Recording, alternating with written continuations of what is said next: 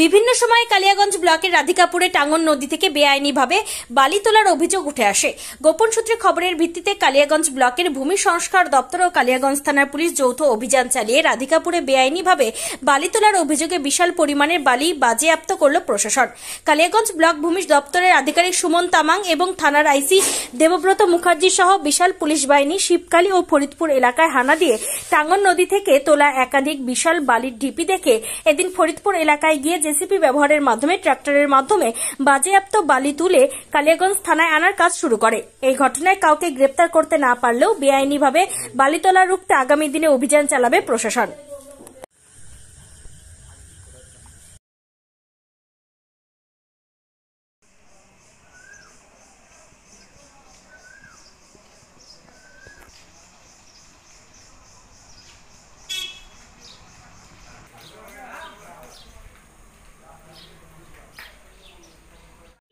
একটা বালি এখানে ফরিদপুর ঘাট থেকে বালি তুলে এখানে স্টক করা হয়েছে, একটা কমপ্লেন পেয়েছিল। ওই কমপ্লেন হিসাবে কালকে আমাদের আরআই সাহেব আর একটা টিম করে এসেছিল এখানে। তো দেখা গেল 4 জায়গাতে এখানে বালিগুলো স্টক করা হয়েছিল। এইগুলো বালি আমরা আজকে আশি সাহেব সঙ্গে চলে এসে দেখলাম তো অনেক আছে। এগুলো আমরা এখানে কালকে যা শুনলাম, কালকে থেকে যারা যে স্টক ছিল আজকে রাত্রিবেলা নালে সকালবেলা ভোরবেলা থেকেও এগুলো তুলে দিয়েছে, আবার এখান থেকে তুলে নিয়েছে।